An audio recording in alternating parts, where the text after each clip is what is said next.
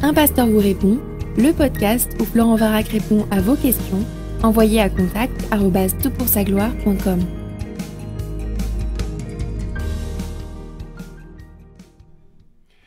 Alors pour ce podcast, je ne réponds pas à une question des internautes directement. J'ai le privilège d'être accompagné par quelqu'un qui m'est très cher, Derek Sutherland. Bonjour Derek. Bonjour à tous. Alors Derek se trouve être mon gendre et en plus de ça, c'est un entrepreneur et on a discuté un peu de l'entrepreneuriat. Je me suis dit que ce serait un bon sujet de podcast. Est-ce que c'est compatible quand on est chrétien d'être entrepreneur? Alors déjà, dis-nous un peu ce que tu fais, donne-nous un petit résumé de ton parcours, ton chemin.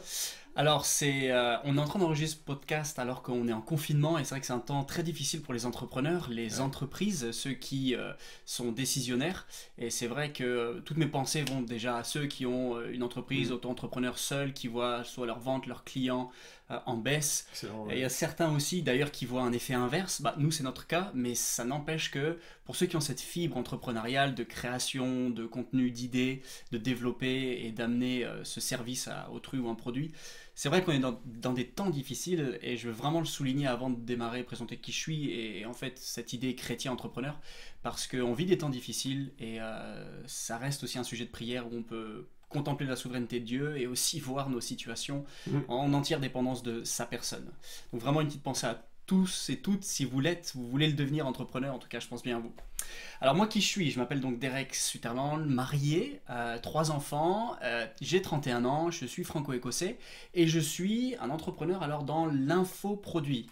C'est quoi l'infoproduit? Moi j'aurais personnellement souhaité qu'il soit entrepreneur dans la coiffure parce qu'il aurait pu faire ma coupe, mais pas. Non, pas encore, je pourrais essayer, mais les résultats ne seraient pas prometteurs. Je suis infopreneur, c'est-à-dire que je vends une information. Alors ça pourrait être un cours de cuisine, ou comment élever son chien, ou alors comment faire un jardin. Moi, il se trouve que je vends des cours d'anglais. Donc, à la fois des modules en ligne tutoriels ou alors un suivi sur 3 mois. Donc, je suis présent sur les réseaux sociaux, sur YouTube, avec un site internet.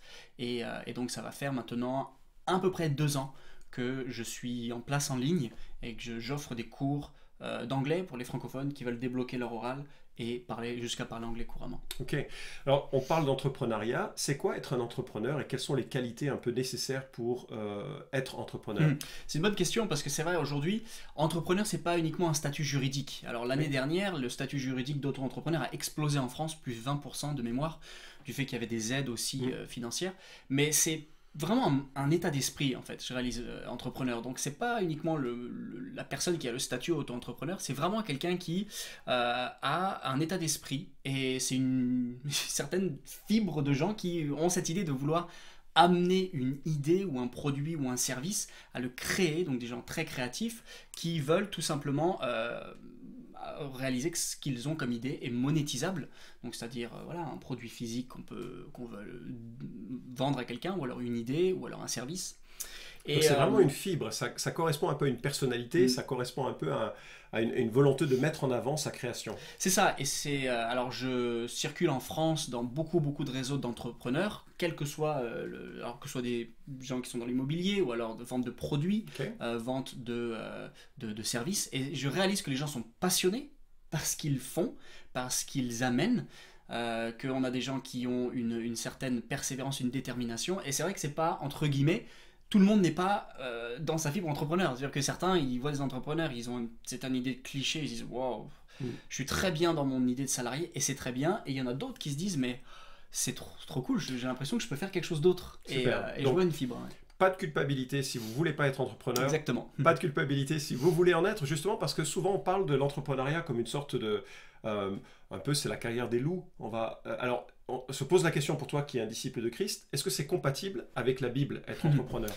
Alors, encore une très bonne question. C'est quelque chose où moi, personnellement, je n'ai pas grandi dans un milieu entrepreneurial. Mes parents, qui m'ont éduqué avec dans le Seigneur, mais qui étaient plutôt du milieu salarié, ne m'ont pas baigné dans cette idée de prise de risque et ainsi de suite. Donc, c'est quelque chose qui, quand j'ai grandi, je lisais ma Bible, je ne le voyais pas trop, l'entrepreneuriat dans la Bible. Vraiment, c'est quelque chose où, culturellement, c'est pas ça. Et mes parents, je les aime de tout mon cœur, bien sûr. Je le dis s'ils me regardent. Ils sont super, d'ailleurs. Ils sont chouettes. Et en fait, j'ai réalisé, quand j'ai commencé à m'intéresser à l'entrepreneuriat il y a une dizaine d'années, que Paul était foncièrement un entrepreneur. Il a été dans Acte 18, on voit qu'il était faiseur de tentes. Alors faiseur de tentes, c'est un métier, si on y pense, si on réfléchit, peut-être sale. C'est-à-dire qu'on doit négocier la matière première, on doit réussir à faire le meilleur produit pour réussir à tirer une marge, pour pouvoir subvenir à ses propres besoins. Donc ça reste, quand on lit Faiseur de Tentes, on passe dessus, mais quand quelqu'un a cette habitude de prendre un produit A et le transformer en produit B, donc du tissu et l'amener en tente, et ben on réalise qu'il y a plein de transformations. Du cuir dans le cas de Paul, du cuir.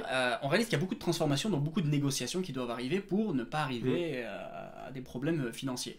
Donc moi j'ai découvert ça, et en lisant les proverbes, il y avait un autre passage qui m'a beaucoup interpellé, c'est ne te tourmente pas pour t'enrichir. N'y applique pas ton intelligence. Alors j'étais surpris parce que forcément quand on vend un produit, on vend un service, on réalise que on peut faire des belles marges.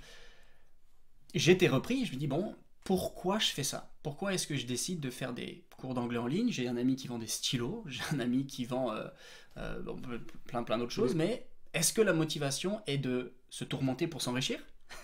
Parce que c'est vrai qu'un entrepreneur peut très bien réussir comme moyennement réussir.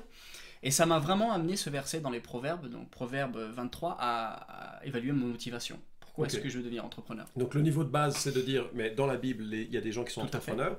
La deuxième réflexion, c'est de regarder à ses motivations. Et si la motivation principale, c'est de s'enrichir, et ce de façon, je dirais comme une obsession principale, on n'est pas dans les bons clous bibliques, c'est ça un peu ce que tu dis? Déjà on n'est pas dans les bons clous bibliques. Bon, l'argent, AG 2.8 nous disent que à Dieu appartiennent l'argent et l'or, donc c'est foncièrement pas un problème, et c'est bon. Moi je connais des gens qui ont énormément d'argent mais qui donnent beaucoup et qui sont peu attachés à l'argent.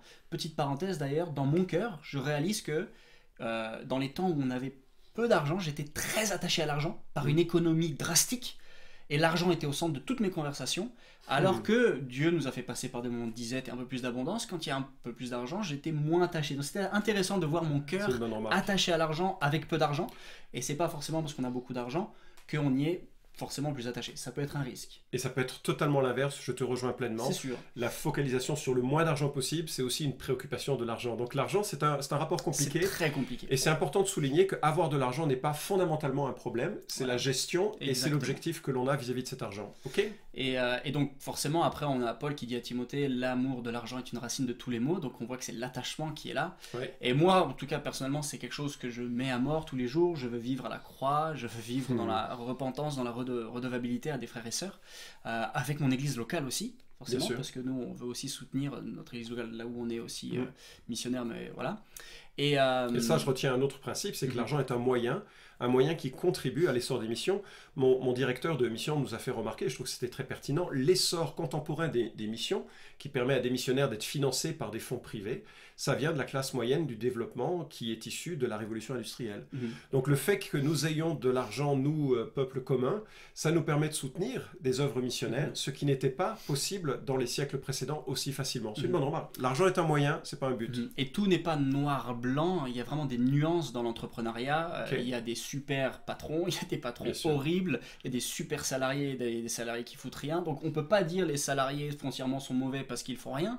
Ce serait dommage pour tous les salariés qui travaillent fidèlement, et pareil pour ceux qui sont entrepreneurs, ainsi de suite. Mais pour revenir sur l'idée, si jamais ma motivation première est l'argent, ce qui honnêtement l'a été pendant plusieurs semaines dans mon idée, parce que je dis mince, il y a un potentiel, au bout d'un moment on se retrouve frustré, on se retrouve sans sens profond, et je pense que quelqu'un qui est au Seigneur va réaliser ça et va être obligé de demander. Moi, je me suis dit Seigneur, pardon, parce qu'en fait, c'est pas une bonne motivation et il y a autre chose derrière que tu veux m'apprendre.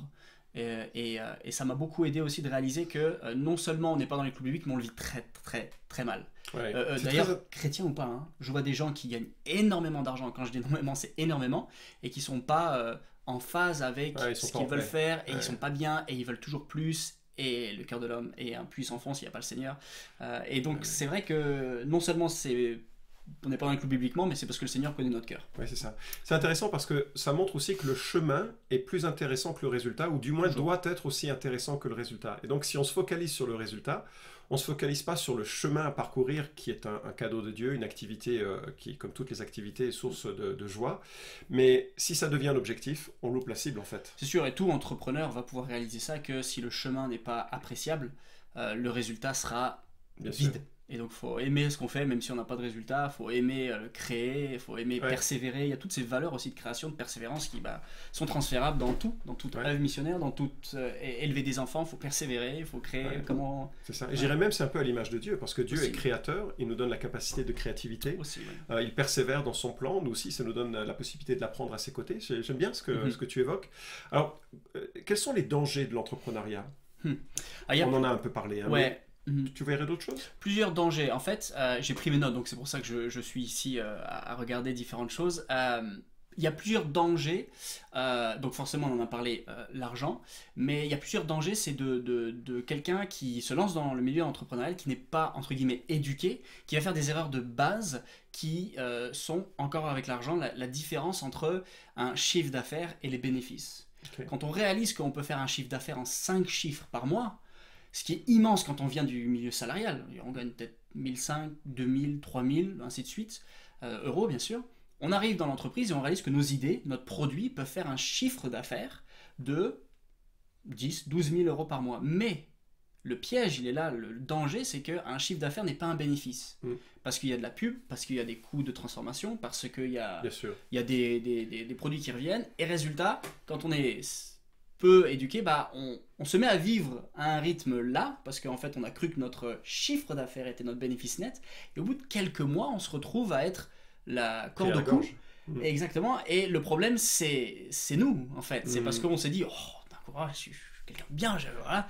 Et ça, c'est un piège où il faut juste réaliser que les chiffres sont trompeurs pour nous comme pour l'extérieur. C'est-à-dire que nous, on arrive et puis on se dit, j'ai un très bon chiffre d'affaires ce mois-ci. Le gens disent, ouais, il est plein aux as, c'est un enfoiré. Et ouais, un peu l'idée, alors c'est très caricatural, mais la mentalité française est très, ouais, le patronat, il roule en grosse voiture. C'est ça. Mais c'est vrai que c'est pas parce qu'on a un grand chiffre d'affaires qu'on a forcément des gros bénéfices, parce qu'on peut avoir des salariés. Et on crée de l'emploi, il y a des impôts, on veut honorer bien sûr nos autorités, et ça c'est quelque chose qui, quand on est du milieu salarié, on n'a pas les mêmes loupes, les mêmes lunettes, et l'entrepreneur il voit ça, et il est beaucoup plus, j'ai l'impression, sensé sur ce qu'il rentre comme argent et sur ce qu'il a à la fin. Alors est-ce que, pour éviter ces dangers justement, est-ce que tu encouragerais le coaching de gens qui sont déjà passés par là? Est-ce que c'est important ça? Est-ce que c'est utile? Moi j'ai investi massivement sur moi-même, dans des livres, pour justement éviter ces pièges, comprendre comment un entrepreneur pense, et surtout créer quelque chose qui est dans la durée. Parce que des idées, ceux qui sont la fibre entrepreneur, ils en auront plein. Et il y a un peu ce syndrome de l'objet brillant, c'est on va faire ça, on fait un peu d'immobilier, ça marche. Et puis après on fait non, je vais aider les gens à apprendre ça. Et puis au bout de 2 mois on rechange parce qu'on a entendu quelqu'un qui a investi dans les crypto-monnaies. Et il y a quelqu'un qui a investi dans... Et résultat, si on n'a pas vu des gens qui ont dans la durée créé quelque chose, se sont pris des claques, qui ont fait un business entre guillemets en dur, c'est-à-dire un magasin, ou alors quelqu'un qui est plutôt en ligne, ou alors quelqu'un qui est chef de déjà 10, 20, 30, 50 salariés, et en fait ça nous permet de rencontrer des gens et de exposer notre situation et d'apprendre. Donc moi je conseille des livres. Alors on pourra mettre peut-être une liste de bibliographies en dessous de la vidéo pour pas tous les citer, je sais pas si c'est possible. Tout à fait possible. Ouais. Et puis bien sûr différentes choses, si jamais il y avait des questions je pourrais y répondre aussi. D'accord. On a parlé donc de quelques-uns des dangers, bien sûr c'est pas l'objet de ce podcast de tous les détailler. Il y a aussi des avantages, j'imagine. Oui, il y a plein d'avantages. Alors je les ai listés. Travail sur soi très très fort. Ok. En fait j'ai réalisé que quand on est salarié, au bout d'un moment on fonctionne. Et c'est vrai que si on n'a pas des missions qui nous challenge, on peut très bien fonctionner et puis ne pas se mettre au défi. Et l'entrepreneuriat nous permet de faire un gros travail critique sur soi, remise en cause, et je trouve qu'on doit vivre et marcher dans l'humilité, parce qu'il y a des moyens, des choses qui marchent, et des moyens, des choses qui ne marchent pas. Donc on a appelé à tester plein de choses. Beaucoup de prise de risque. Beaucoup de prise de risque. Il faut être à l'aise avec cette notion de foi, de confiance, de détermination, de réflexion, de sang-froid, j'imagine, parce que cette prise de risque, c'est pas évident. Hein. En fait, il y a une pensée dans beaucoup de gens que le gratuit, entre guillemets, existe. Mais le gratuit n'existe pas. Rien n'est gratuit. Bien sûr. Ça coûte tout le temps, en temps, en énergie ou en argent. C'est-à-dire que si vous avez quelque chose de gratuit, c'est faux. Quelqu'un paye ou qu'il y a quelqu'un qui paye. Alors soit on le paye de notre argent, soit on le paye de notre temps, soit on y passe de l'énergie. Et tout coûte. D'ailleurs c'est la même chose pour l'évangile, hein. Même s'il est gratuit parce que le Seigneur est mort pour nous, on n'est pas appelé à le mériter par des œuvres. Quand on vient au Seigneur Jésus, quand on donne sa vie en tant que disciple, bah, ça nous coûte des priorités, on se met à mort. Et c'est aussi la même chose, l'évangile est gratuit, oui, mais la vie du disciple coûte. D'ailleurs, Jésus en parle beaucoup dans l'évangile de Matthieu, chapitre 10, où il appelle vraiment ses disciples à vivre une vie consacrée. Et résultat, quand on est face à l'entrepreneuriat, eh ben, tout coûte. Tout coûte, en énergie, en temps ou en argent. Et ça nous remet aussi dans une dynamique de prise de risque, pas de foi, qui met en perspective avec plein de choses bibliques, bien sûr. Beaucoup de création, de contenu, de produits, c'est passionnant d'essayer des choses, d'améliorer, clarté dans les idées, c'est-à-dire que dans 6 mois je dois être où, dans 1 an je dois être où, dans 10 ans j'aimerais être où, ce qui nous permet sur le point de vue personnel de réfléchir pareil. Une autre chose, un des avantages, on est payé au résultat et pas au temps passé. Le salarié va être payé à l'heure, l'entrepreneur va être payé à ses résultats. Donc ça veut dire que vous sortez du piège temps-argent, j'investis 1 heure pour recevoir 12, 20, 30, 40, 50 euros. Là, vous vous dites, mais si je fais de bons résultats, je peux clôturer le 10 du mois pour justement faire autre chose. Et si on a des bonnes priorités, et ça, bah voilà, tous les mois, on veut aussi vivre à la lumière de l'évangile, on peut réinvestir ce temps-là. Et ça, c'est quelque chose qui, nous, dans notre cas, on peut investir massivement dans notre semaine, 20, 30 heures pour l'église, où on peut faire des visites, du discipulat, les groupes de jeunes, la prédication. Et c'est quelque chose que je ne pourrais pas faire si j'avais un 30 heures semaine dans un métier lambda. Et c'est quelque chose qui est aussi un des avantages, je trouve. Et forcément, avec des bénéfices, on peut soutenir des missionnaires. Et ça aussi, c'est quelque chose qui est un des avantages de l'entrepreneuriat, où on peut... Moi, ça m'enthousiasme de t'écouter parce que je sens que ça coule dans tes veines et que c'est vraiment quelque chose qui te passionne. Et ça, c'est une bonne chose, c'est important. Alors, il y a quelques-uns peut-être qui écoutent ce podcast et qui ont plein d'idées et puis qui ne savent pas par quoi commencer ou qui voudraient commencer. Et avant que tu donnes un peu ta perspective sur quels sont les conseils à donner à quelqu'un qui veut se lancer, je discutais avec un collègue qui était en formation dans notre église et qui venait du monde des affaires. Et puis, on se faisait la réflexion que le business, c'est la vie. Et en fait, ce qui a sauvé l'Europe de la guerre sans fin que nous connaissions depuis des siècles et des siècles, c'est qu'il y a eu un homme qui a décidé de commencer, après la Deuxième Guerre mondiale, un commerce, le commerce du charbon. Et puis de là sont nées des relations de confiance qui se sont étendues sur d'autres domaines. L'Union européenne est née de cela. Alors, quelle que soit la valeur que l'on veut placer sur les avancées de l'Europe, et je ne rentrerai pas dans une analyse géopolitique, mais le business, c'est la vie. Et je crois qu'il y a un proverbe qui dit « Maudit soit celui qui ne vend pas son blé ». Et le fait de garder ses ressources pour soi, plutôt que de les partager, le fait de pouvoir échanger, c'est un élément qui est constitutif de la société, qui a sa fibre. Donc j'aimerais que, en tout cas, ceux qui écoutent soient déculpabilisés et encouragent peut-être ceux qui, dans les églises autour de nous, prennent des risques pour monter des entreprises qui parfois, bien sûr, échouent parce qu'il n'y a pas de risque qui se fait sans des œufs cassés. Et j'espère qu'on encourage ces frères frères et sœurs plutôt qu'on ne les décourage dans leur entrepreneuriat. Allez, je me tais. Qu'est-ce que tu donnerais comme conseil pour quelqu'un qui veut se lancer ? Il y a quelque chose qui, dans le milieu évangélique comme hors évangélique, il y a une tendance ou une pensée qui bloque beaucoup de gens. Okay. Donc avant de donner des conseils, j'aimerais aussi aborder la question de la vente. Okay. On a beaucoup de mal, parce que moi je suis passé par là, à penser que ce qu'on sait faire, ce qu'on aime faire, ce que les gens veulent, en fait on peut faire un lien entre tout ça, entre ce que je sais faire, ce que j'aime faire, et en fait il y a des gens qui veulent ça, et ben je peux le vendre, et surtout je peux le vendre plus cher que ce que j'aurais mis. Donc moi par exemple, un prix indicatif, mes premières formations, je les mettais à un prix qui moi m'irait bien, parce que je me disais j'ai une bêtise, 30 euros, parce que je peux pas demander 300 euros pour ça. Il se trouve que si. Il se trouve qu'il y a des gens qui trouvent justement un prix plus élevé, révélateur de la qualité, et qui prendront pas au sérieux un produit moins élevé comme sérieux. Donc il y a vraiment tout un travail à faire sur la vente, sur moi et peut-être sur vous, sur la valeur. Et on a tous une notion, en fait, le vendeur, c'est le commercial, c'est le gars avec les cheveux contreplaqués qui vient sonner, c'est le gars qui a le truc à la porte avec le petit parfum, et c'est le gars qui vient saouler, et la vente, on n'aime pas, on veut surtout pas en fait avoir cette image-là, qui est certes vraie, mais qui est qu'un cliché et qui représente pas du tout ce que quelqu'un veut faire quand, entre guillemets, il vend. Récemment, j'ai écouté une formation et le gars il disait on déteste que l'on nous vende, mais on aime trop acheter. Quand on est dans cette dynamique d'acquérir quelque chose qui va nous servir, nous aider, alors on est vraiment dans une société de consommation, on le sait, mais pas, bon, on ne veut pas être dans l'hyper-consommation, mais quand on a vraiment un besoin, on aime trop acheter parce que ça répond à quelque chose dont on veut pour avancer. Ouais. Et voilà, les gens aiment beaucoup acheter, mais ils n'aiment pas qu'on leur vende. Et résultat, on n'est pas obligé dans cette disposition d'état d'esprit de je vais vraiment embêter les gens, quoi. Si vous avez quelque chose qui aide, vous êtes dans presque l'obligation de l'amener, d'aider les gens, et encore plus si vous êtes au Seigneur, c'est excellent de se dire que tout votre être respire le Seigneur, et ça va justement être un contact où nous on a pu témoigner par notre attitude, par des paroles à des gens, juste pour leur expliquer que oui, on est chrétien, on faisait aussi ça dans cette lumière là.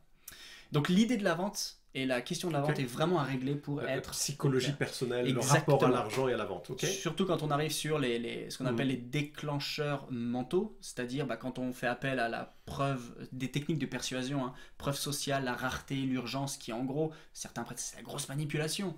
Mais à la fois, on y est tous confrontés. Alors la preuve sociale, c'est quoi? Si je devais en nommer une, la preuve sociale, c'est vous allez dans un restaurant, vous voulez aller au restaurant. On va aller au centre-ville de, je sais pas, aller Lyon, parce qu'il y a des bouchons Lyon. Absolument. Vous voyez 2 bouchons Lyon, donc 2 restaurants. Il y en a un qui est vide, qui dit on est les meilleurs. Il y en a un qui est plein, qui dit on est les meilleurs. Vous allez où? Bien sûr. Dans le vide ou dans le plein? Et vous allez, il y a du monde, vous dites, ça a l'air de marcher. Ça, c'est la preuve sociale. Et donc, c'est tout ce qui fait que dans le cerveau humain, on se met à acheter plutôt là que là, qui sont à la fois tout à fait naturels. Ça peut être utilisé en bien, comme ça peut être utilisé en mal, toujours. Mais je pense qu'il faut aborder ces questions là. Alors, comment commencer? C'est ça la question. Non, désolé, je parle beaucoup. Non, très bien. Comment commencer? Alors, il y a un schéma que je vais essayer de représenter. Je ne sais plus le nom, parce que je crois que ça vient de Chine ou du Japon, où vous avez 3 cercles. Vous avez le premier cercle, c'est ce que vous savez faire. Vous avez un deuxième cercle, c'est ce que vous aimez faire. Il y a un troisième cercle, c'est ce que les gens veulent.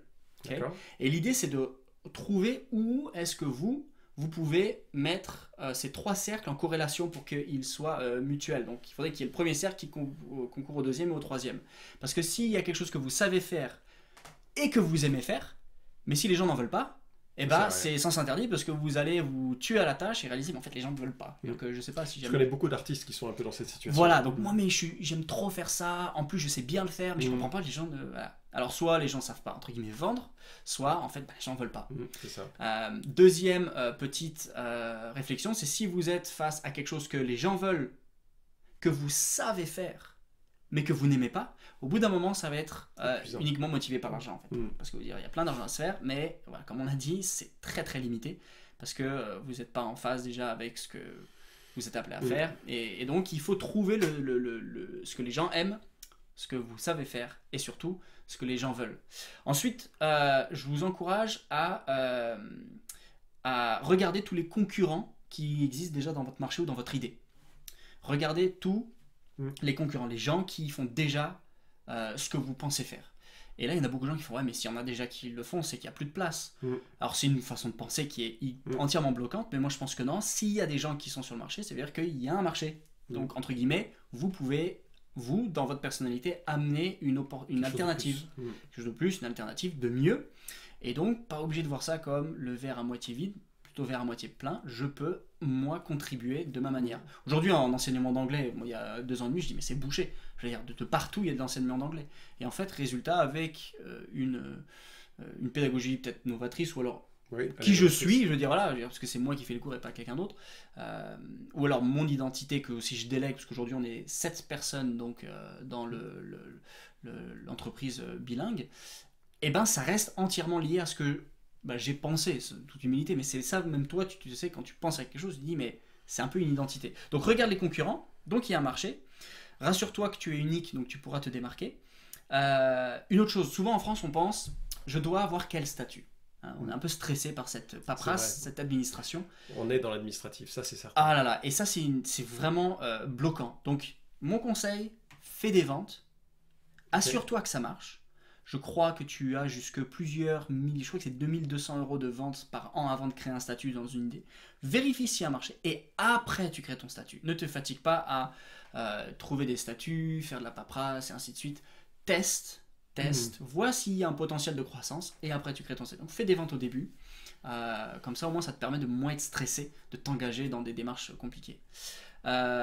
Teste à fond, donc teste telle et telle chose, et forme-toi. Vraiment, je te conseille de te former, je te conseille de lire des livres, parce que c'est un mindset, un état d'esprit.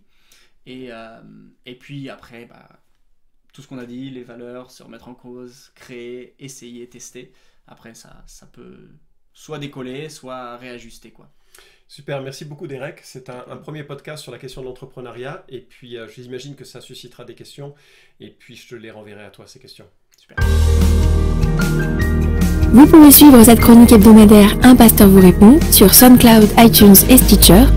Retrouvez les questions déjà traitées sur toutpoursagloire.com. Si vous aimez ce podcast, merci de le partager sur les réseaux sociaux et de laisser une note sur iTunes. À la semaine prochaine!